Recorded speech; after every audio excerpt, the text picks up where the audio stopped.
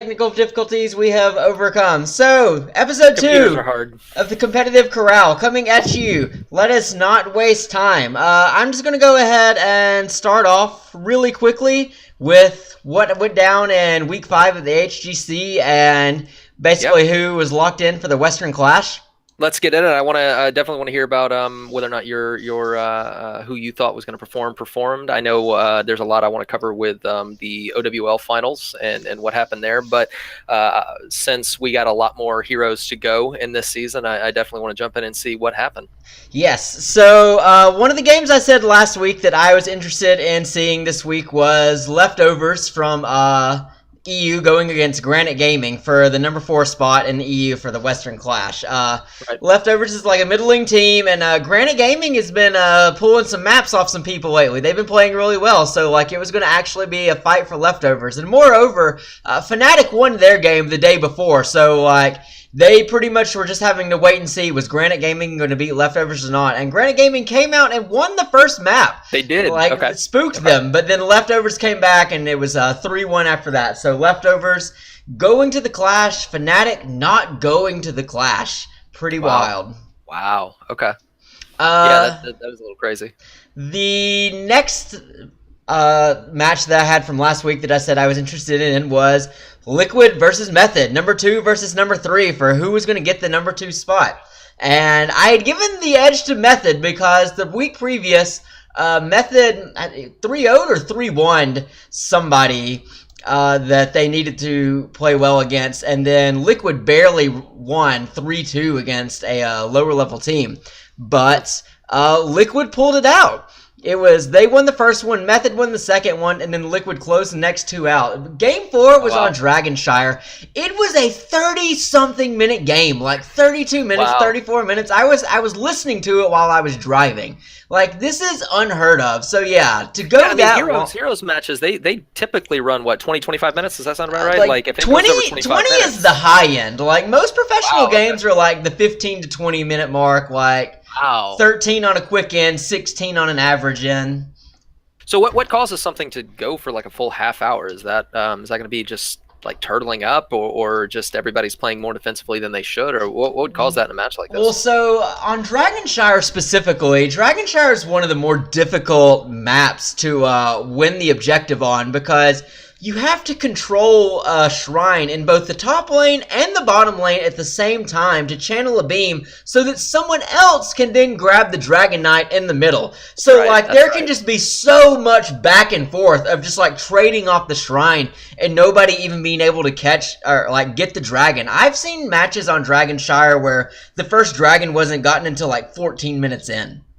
Wow. So that's, at this level with both teams playing pretty equally at high level, that's kind of what happened, is just they kind of ran into each other, both playing really well, and no one could both take the shrine. on top of, I didn't get to see it, but listening to it, it sounded like it was a bit of a clown fiesta was going on also with some late game. And so again, when you're 30 minutes into a game and you're dying, that's a 60, 70 second respawn timer. Yeah, I was about to ask, how long does it take for you to get up? Yeah, it's over a minute at that point. And so like if you stagger deaths on top of that, like, so now you don't even have 5 people from your team out at the same time. How in the hell are you going to control the 2 shrines and capture the dragon in the middle? Like, you can't. You just gotta like fall back on camps, and so like everyone is just taking camps and sending them down lane, running back to kill the camps that the other team sent. Like, this is how it happens on Dragonshire. Wow. Okay. So yeah, that's is there any other maps that something like that can happen on, or is this kind of unique situation? Well, so yeah, Dragonshire is definitely the most infamous for that, for like hardest to control. Baraxis has a similar mechanic in that you have to control 2 nodes at the same time, but you don't have to take anything after that. It just starts the timer to fill the Zerg gate. And correct me if I'm wrong, but like you said, the shrines are at, you have to control both of the shrines. They're at top and bottom of the map. Yeah, and then that's the other part. Baraxis is a 2-lane map, so you just go back and forth between the 2 lanes instead of having to control 3 lanes. Wow. So, yeah, wow. So you're battling in 3 different locations with Yeah, a 5-man it's team. very Like, it's very demanding that you control like the whole map to win on that map. Wow. Yeah, that you probably get to see a lot of very, very precise play on that map compared to a lot of other ones for that reason. Yeah, and it's also the way that it's built. Also, is there's not a totally even number of merc camps on the map. Like both teams have their hards and their easies, but then there's an extra set of hards on the bottom and also easies on the top. So like you can get an advantage on the map with these uneven merc camps that you like try to steamroll in your advantage. So like yes, it is very macro demanding, but also very macro rewarding if you get ahead in your rotations.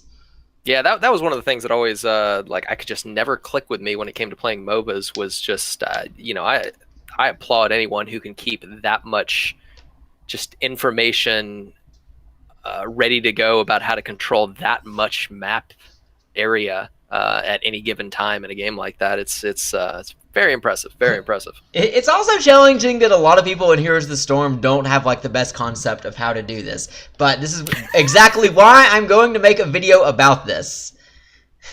So sure to subscribe. Okay, so moving on. The next couple of things I had were in NA, where number 3 Freedom beat off phrasing. Number 5 Octalysis 3-2. Thought this was a family game. Right? And so it was a hard-fought game, and I wish I had thought ahead to try to pull up the VOD of this, because I did see the end of this, and the end of this match had the most BM pause I've like ever seen in my life in a game. Now, what do you mean? What do you mean being paused? I think I know what you're talking about, but go ahead. So in Professional Heroes of the Storm, you can pause the game if you have like some legitimate reason, like if there's lag or something happening. Like you have up to I think 3 pauses you're allowed for either for a match or for a series. But you're allowed to pause the game, and I didn't see the earlier one, but earlier in the game, one of the players for Octalysis paused the game, and it wound up like leading to them winning a map off of it, is my understanding. And so, at the very end of the game, Freedom's coming back, like they've wiped pretty much the whole team, or like either half the team is dead and the other half is just sitting in the base, like unable to do anything while they're tearing down on their core with a boss. And with like 1% health left on this core, they pause the game. And then the referee has to like unpause it to like end the game. Like I don't know if they would get fined or what, but like it was so they can pause. Like the players can actually pause whenever they want. It just needs to be verified by the officials. Yes, there's supposed to be some legitimate reason for doing it. If you just do it like that, then I don't know what the penalty for that is, but it's definitely not kosher. Yeah, right. Worth the fine at that point, I'm sure. Right. But this is a thing that I'll probably talk about this more next week when I'm talking about the teams going to the Clash, since Octalysis is going to the Clash. But even though they lost this match, which I guess that was the other thing that I forgot to get to, is the next one about being endemic. Sorry, I'll roll these together right now. Tempo Storm beat Endemic 3-1. Bring it around. Endemic, again, I'm sorry. Tempo Storm beat, they're the number 2 team. They beat Endemic, who was sitting at number 4. Beat them 3-1. Endemic won the first map, but then Tempo Storm swept it from that. So the fact that Endemic only won 1 map rather than 2 means that Octalysis has jumped them to go to the Western Clash and the number 4 spot for NA, despite losing to Freedom 3-2. It was that like one-off exactly. It was that one-off scenario where it's like if this exact set of events happens, Octalysis will leap them and go, that is what has happened. And so that was always a big question that was brought up in Overwatch. Like, why do they play the 4th game if one of the teams has already won the series? Because map differential matters at the end. Yes, definitely matters. Exactly. And so Octalysis is going to get to go again. But Octalysis has been in this place with the community for the last few weeks about like they have this one particular player that gets really salty in losses and likes to place the blame on other things. And he put a tweet out after one of their losses about it being due to because they're like based in the central time zone, and we're playing someone who had home team advantage. And home team advantage in HGC, you get to pick what server you play on. So they picked the West Coast server. So there's like a ping difference between the two teams. And he was blaming that, and people were just like, "Dude, you got to GTFO with that nonsense." That's some bull, and like I doubt that was at all the reason, but it does kind of suck that you can choose a ping differential like that. That's for sure. Yeah, that's crazy. But like, this guy kind of has a history of bad attitudes regarding this, and so like it's kind of become a little difficult to be a fan of Octalus's at the moment. So, yeah. But like I said, I'll talk about more of that next week. And well, okay, I guess that was it for me since I talked about Tempo Storm. That was all the matches. Well, I mean, just something to kind of play off of that is something me and you have talked about, just off air, if you will, is that the attitudes that a lot of these people have in these leagues, you know, you'll certainly run into professional sports, professional athletes in other sports and more traditional sports that have just kind of shitty attitudes and stuff like that. But it seems so prevalent in esports because, I mean, this is still relatively new, and a lot of the people who have been playing for 10 years to get their skills to the point, 10 plus years to get to the point where they can be good enough to play these games, were playing in the wild west of online gaming when just any vile, hateful thing you threw out was accepted. Like, that's just the way that it was. And a lot of these people haven't either age and maturity wise haven't grown up or haven't quite been able to distinguish, yeah, that's the way that it was, but that's not right.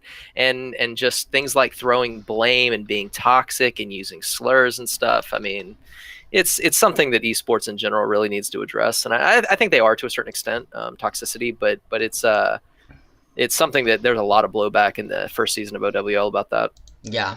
And I was just trying to find it real quick, and I couldn't find it. I don't know how old this guy is, but yeah, he's young for sure. He's like young 20s, I think, at most. So yeah, it's young kids in combination with the fact that like, and especially the younger you are, like, to their credit, these kids are just like super driven and super competitive, and like they just want to be the best, and it just really pisses them off when they're not, and when they feel like something is standing in their way of achieving that.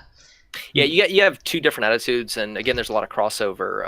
One being prevalent attitudes, that is, one being like you're saying that they're incredibly driven, and that something standing in their way just pisses them off, and they want to lash out. And then the other side is you have players that are just super naturally talented people, and they just think that whatever, they can do whatever they want and it's fine because of how good they are. They've always gotten away with it, which is not at all exclusive to esports. I think the easiest parallel to draw with mainstream sports would be one certain Jameis Winston for Florida State, which I don't know, dude ran in and stole a crab out of a grocery store. He was just naturally talented and thought he could do anything, and you know.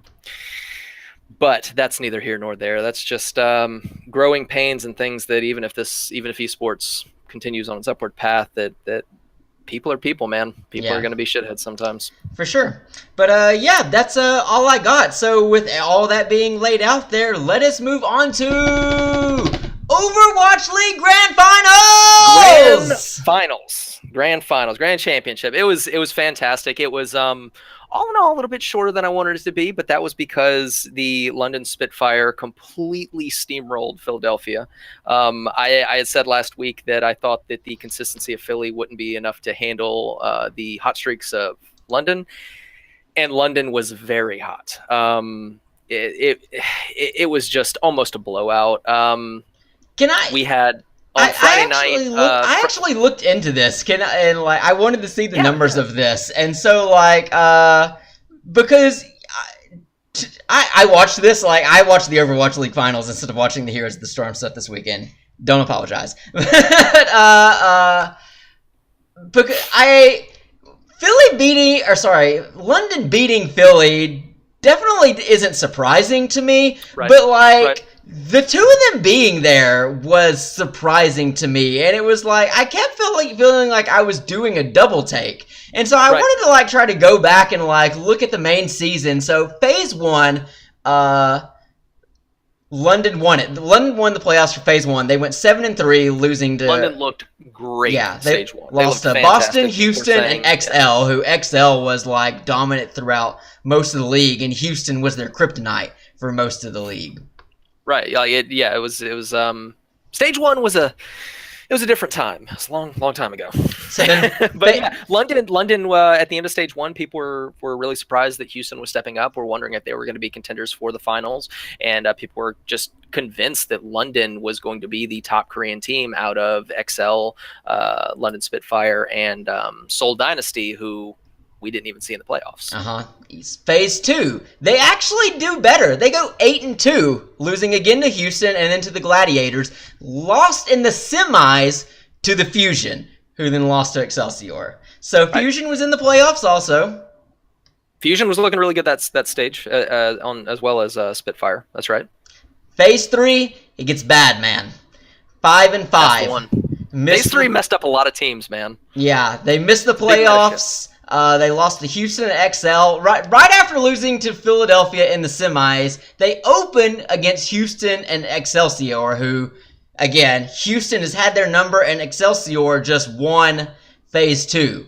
Like, it's a hard road to open up on after losing in the semis. Well, like you were saying, Houston was pretty much their kryptonite. They did not beat Houston in the regular season. They beat them once in the stage one playoffs. But beyond that, they did not beat Houston again. And then by stage two New York had found their stride and were just beating the crap out of everyone. So the next couple games, they lost to Houston and XL, then they beat the Meme, then they lost to Philly. So, but Philly also missed the playoffs that phase. Phase 4, the most recent ones, 4-6, even worse. It was their worst phase of the whole season. Missed the playoffs, lose to Houston, Excelsior at the start again, lose to Philly again. Finished 3 places behind Philly, who also missed the playoffs. And so overall for the, but then at the end of the season, despite all this, they both finished with a record of 24-16, but London has 20 maps up on Philadelphia. Yeah.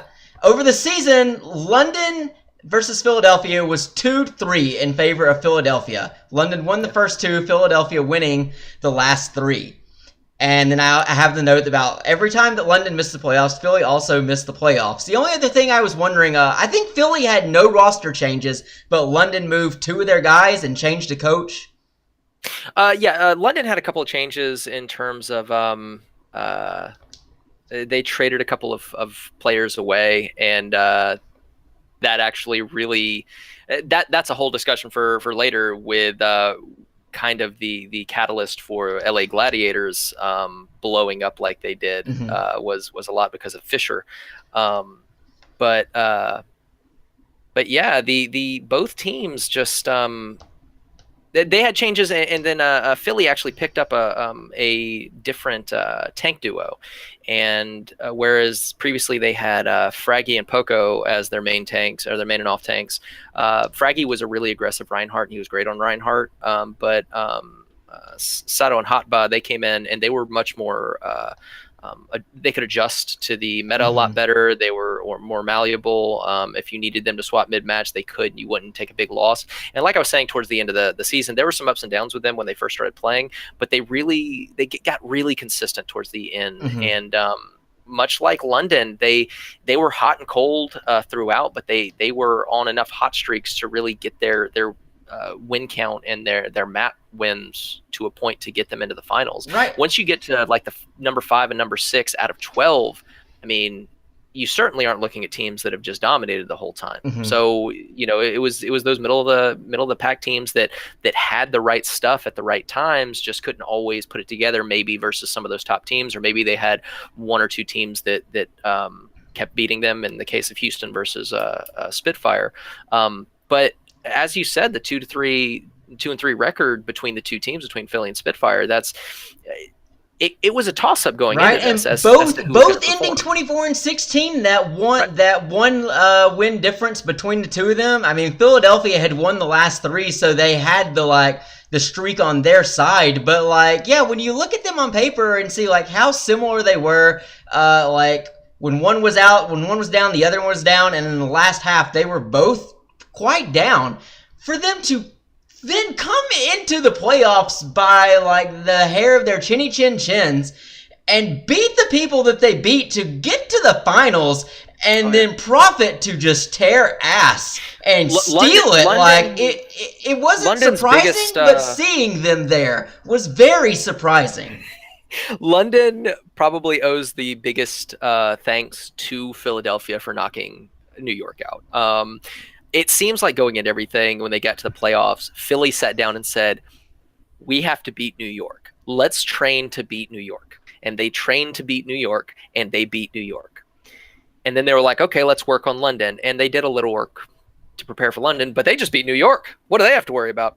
Whereas London seemed like they came in and they looked and thought they were going to be playing New York and decided it's not good enough to just train to beat this certain team. We have to be the best that we can be. We have to play better than we've ever played. We have to all be just popping the hell off and clicking foreheads. Like all of us have to be doing it. And it did. It seemed like Philly prepared to beat New York and they did that well, but anything beyond that, they just got it handed to them. Whereas as Spitfire, and Spitfire is a weird one. One of the reasons that Spitfire kind of fell off towards the end was they were super dedicated to dive composition. And with Brigida being added into the end of the season, that kind of stopped your flankers. It stopped your Tracer from really being able to be a dominant force. And without Tracer, you're kind of losing a lot of damage with your dives. So basically it went to more of a slow moving composition, right? And then the rise of the double sniper. Push in, you get the double sniper, you get your Widow and your Hanzo, and you try to work for picks and just slowly move in and smother the other team and take them over.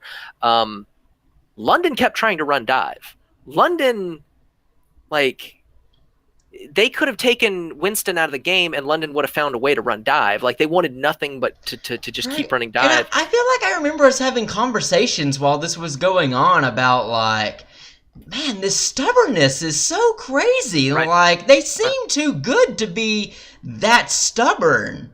Exactly. And it ended up, they became a little bit more malleable towards the end, and they tried out a couple different comps, and you still saw the dive, but they budged just enough to get great at everything they attempted. And there was a couple scary moments in the in the couple of matches that were had, because it did only sit at 2 matches, one on Friday and one on Saturday. There was a third series was not needed, as like we said earlier, London just straight up spanked Philly. It was dominant. Yeah, Philly came in Friday night for the first game, and they won game 1 on Dorado. So they came in and they were looking good against London, 3-2 on that map. And then Friday night, the next map at Oasis, London took them down 2-0 as a control point map. They took both of them. They went to Eichenwald, and Philly couldn't push it past the second. They couldn't even get 2 points on it. Right. So London was able just to walk that through. Their defense was fantastic. And then we're actually going to come back to the last game on Friday night, which was at Volskaya, where one of the greatest plays I have ever seen in professional Overwatch took place, where Prophet, like not once, but twice, like once almost won the game by himself, twice pretty much won the game by himself. So yeah, London, Philly got the first win, the first map on Dorado. London took the next 3. They took the night. Go into Saturday, Philly was trying to come out, at least get that series win so they could push it to series 3. Not even. London beat them 3-0. Same thing on control point. They didn't even let Philly get one of the points. Junkertown, I know that they held Philly from even capping the 3rd point, where London capped the 3rd point. My favorite game, the last game, was actually on Kings Row, where Philly actually did a great job. There was questions as to whether or not Philly was going to try to do the reverse sweep, or if they were going to be able to pull it off and get it started, because they had to win game 3. They pushed it all the way to the end. They got the 3rd point, and it got sent And to they overtime. fought for that shit too. Yeah, man, they fought for it. They got it to the end. They looked great. They were looking great on Kings Row, and when Spitfire came out, they started pushing the first point. It went. I mean, we were 3 minutes in, and they hadn't really made a whole lot of movement. So they, I think it's the last push. London swaps over to the Goats comp, greatest of all time comp. It's a I believe team in the Korean Contenders League. They came up with this like very tanky, fast moving comp. I think it's 3 tanks, 3 supports. Like it's just you can't I kill feel them. like I remember that being announced and me being like, huh? Yeah, it's you basically get your Reinhardt, your Zarya, and your Roadhog to be super tanky, and then you get your Moira for the spray on everyone, the Lucio for your speed boost, and I don't even remember who the third person or the last one they pick is. I think that's a little flexible, but I can look into that. But regardless, they ended up pushing it with that slow comp.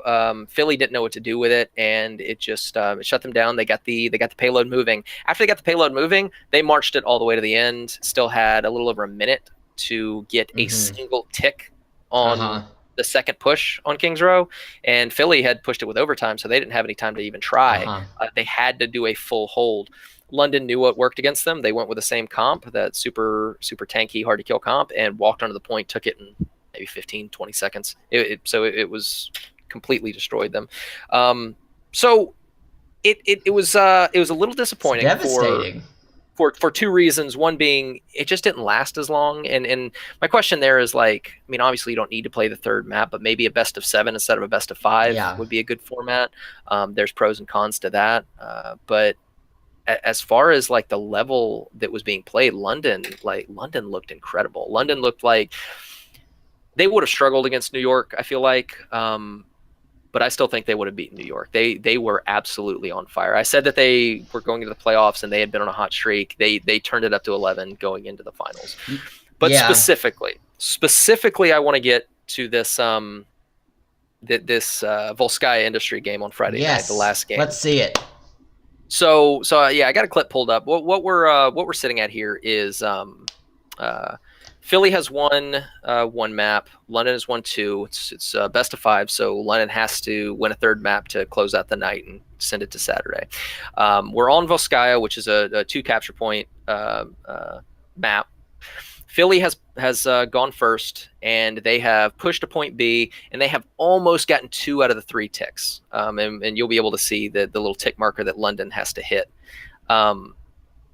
What had happened before this clip, let me set this up, is London had pushed in, didn't have a whole lot of time left, maybe 2 pushes left. They push in, pretty much everyone dies, but Prophet and Birdring. Okay, I am recalling this. But yeah, pushed everyone died but Prophet and Birdring, and then Prophet just starts looking around and snipes like 2 or 3 people and ends up taking the point with no tanks and no defense, just another DPS. Like he just a couple quick headshots, he gets it to just a fraction of a percent away from winning right there. So you think, oh my God, they just have to do a little bit with Prophet doing really well. They just have to do 1 strong push. No, they don't need a strong push. They need Prophet to keep carrying the damn team. So what I have here is there's 25 seconds left on the clock. 1 tick has already been registered. They need to move up to almost getting a 2nd tick, and there is a full out brawl going on. So let me pull up this video and I will narrate kind of what's happening. Okay, so what you can see here is we're set up here. We have about 26 seconds left. We got to push this tick all the way to the little to the yellow triangle, yeah, right there. Yeah. And we're looking at Prophet, their tracer player. You can look down here. You see that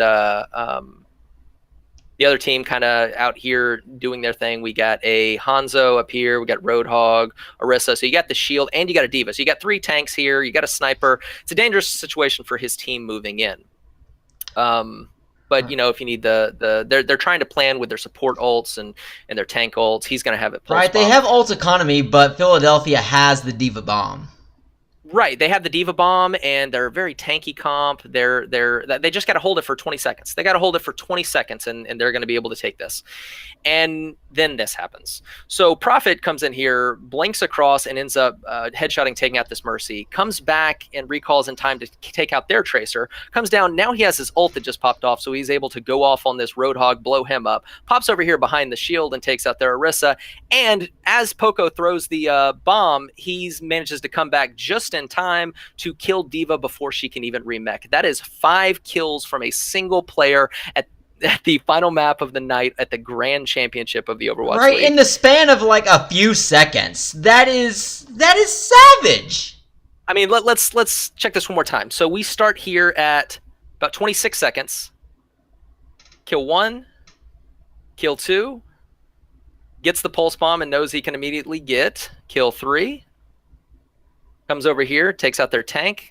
There's kill 4, and he sees the bomb knowing he has a chance on the Poco. 11 seconds. It took 15 seconds. 15 seconds for 5 people. That's insane. And as you can imagine, there's no one left after that. They end up taking that last tick, and they end up taking the night. But that was absolutely some insane play by Prophet. I was just hands on my head, not understanding what I was watching. It was you expect people to be able to perform at that caliber. But to be able to perform at that caliber and perform those acts against another pro team in the finals of the Tracer league, is just I'll never understand. So squirrely. Was he also their Hanzo player whenever they had Hanzo out? Right, because I also know that there was at least twice that he had a full team wipe from the fucking Dragon Strike. It was masterful. That was had them choked in a hallway. That was one I didn't bring up. That was on Junkertown, where Philly was trying to get set up in a room to push point C, and he just launches a Dragon Strike into a little like upper room and knocks out 4 of them. Like there's literally nothing they can do just sitting in this room. Like it just, I don't know what Prophet was drinking, but I want some. But that's kind of a recap. So the London Spitfire are the season 1, the inaugural season champions of the Overwatch League, and they deserve it, man. They deserve it. They and obviously Prophet got the MVP of the finals. So I still can't believe it, man. Just insane play. Yeah. But so at this point, so that was kind of an overview of the finals. At some point, I'd like to go into, what I look forward to season 2 being like, and the season 2 finals. But I think I'd rather save that to get some time and build up and see how they're even going to do season 2 in the next few months before I really kind of get into that stuff. Yeah, and I'll have questions about that also. Yeah. But there is one more piece of very big news, which is that season 2 is going to be introducing, I believe, 6 new teams. Is the rumor. 6 new teams is the rumor, and we've been waiting on information. And in the last, I think in the last week, we've gotten leaks, very, very well substantiated leaks, but leaks nonetheless. They are not official, of 3 of the cities that we will be seeing. One is Paris, one is Guangzhou, China. I hope I'm pronouncing that right. Probably not. Which is wild that there will be 2 China teams. Well, you got to remember, like, the Chinese viewership and the Chinese fandom is gigantic. We don't hear a whole lot about them in the West because most of the time what we talk about with popularity and fandom is going to be numbers, viewer numbers and things like that. Mm-hmm. But the difference in China compared to the West is that over here we have Twitch. If you're going to stream something, it's going to be on Twitch, and everyone's going to go to Twitch and be like, oh, yeah, this is where everyone's watching this. There's 400,000 people watching it. Great. In China, they don't have a clear-cut winner. They have a dozen or so different streaming platforms that different people use for different reasons. Mm-hmm. So they have a horrible problem with inflated numbers. So there's you can never really tell how many people are watching. So when numbers are reported, a lot of people shy away from Chinese numbers because it's just unnecessary inflation. People are like, what are you trying to hide? Blah, blah, blah. So they just say, whatever, we don't worry about China. But that's Chinese Overwatch fans absolutely love Shanghai. It's a huge country. It's tons of people. Sure. And yeah, I think especially if we're going worldwide and we're looking to have an Asian market, as much as I'd love to see, the Japanese team or a Thai team, to have another Chinese team, it does make sense. There's a lot of one of the things about the Shanghai Dragons was they brought in a bunch of Chinese players originally, and didn't really work out. It wasn't just because they were Chinese players and the scene isn't strong. It's because they didn't actually bring in the strongest Chinese players. Mm-hmm.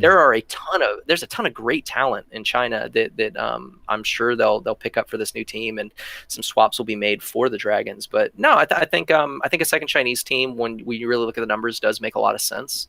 And I think for stability of viewership going forward, even stuff we might not see in the West, I think it's a good move. Okay. But Paris and Guangzhou, and then what was that other one? There's another one. You said there was a third one. There is a third one. Oh, my boys, Atlanta, Georgia's getting a team. ATL! So, let's see. Houston, I love you. You're my boys all season. Welcome to Silver. You're my number 2 team. I still kind of love you, but not as much as my new hotness, the Atlanta, whatever they're going to be called. So... I don't care who it is. I don't care what the team name is. I don't care who's on the team. They are an hour up the road from me, hour and a half. I'm going to be able to go to actually see them when they're in Atlanta. I'm going to be able to see fan events and go to it. I'm so excited, man. I'm so excited about this. Excited enough to actually make a video that I put on my YouTube page talking about why Atlanta, and you should go check it out. Yes, excellent. So wait, quick question. So are they, I know you said they, for the future, plan to actually have arenas in each city. Does that actually start next season, or is that season 3? Are they going to be traveling? They were planning on season 3, and there's a lot of talk and speculation about how that's going to work. I have my own theories, but as far as what they have right now isn't sustainable for the schedule they've had of season 1 is not sustainable for the amount of new teams they want to add. Nate Nanzer, the commish, he said that I think it was him. They said they wanted 28 teams would be their goal total. Mm-hmm. So, I mean, you got to think you can't have 3 games a night for 4 days a week for 28 teams, So you're going to have to split that up a little bit. And not to mention there's going to have to be travel. And this isn't just, this isn't the NFL or NBA or somewhere you're traveling across a couple states. This is worldwide travel. Mm-hmm. This is, your London team might have to fly out to Seoul to play. So what I expect going forward is for there to be a lot less games per team. Right. You definitely have to reduce that number of Right. So I'm expecting maybe still 2 games a week, maybe 1 game a week, but maybe 2 games a week.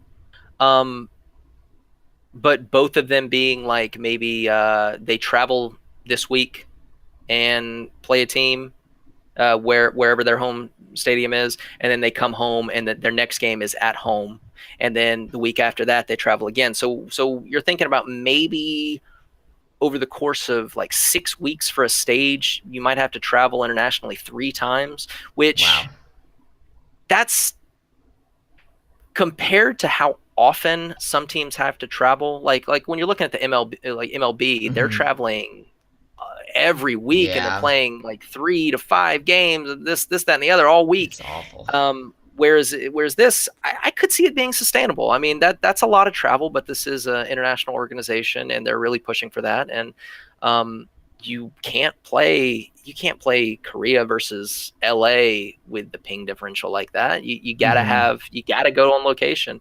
and hopefully within sometime in season 2, we'll hear about how they're planning on doing that. But as of right now, the plan is in 2020, teams will be playing in their home cities. That's awesome. So come see me in Atlanta. Okay, well, is there anything else you had? I know we went through everything on my list. The only other thing I wanted to touch on is, upcoming events, which I was going to ask you about.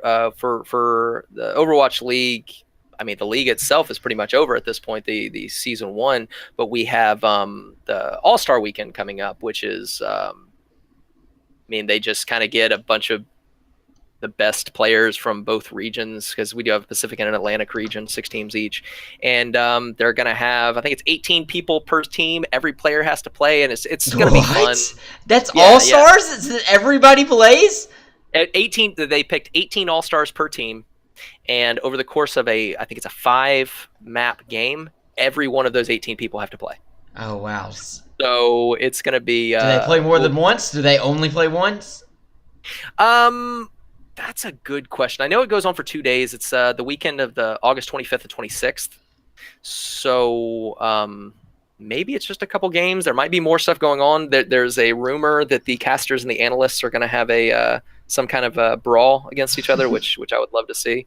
But I plan on sometime in the next couple weeks jumping more into the All-Star Weekend information, who's going to be actually playing. So what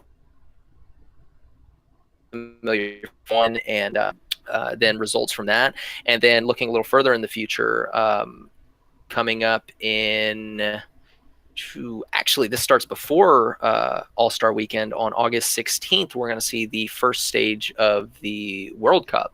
So we're going to be seeing the South Korean leg of the qualifiers for the BlizzCon Best of 8 World Championship tournament. I was so surprised that that's already starting. That's incredible.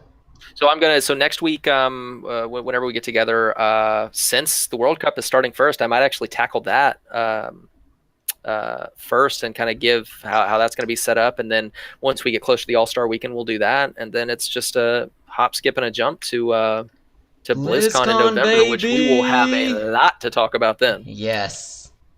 So that's pretty much all I got. Is there anything? What's coming up with So there's not any matches this weekend. This weekend is the 1 week break between the week 5 and the actual Western Clash. So right.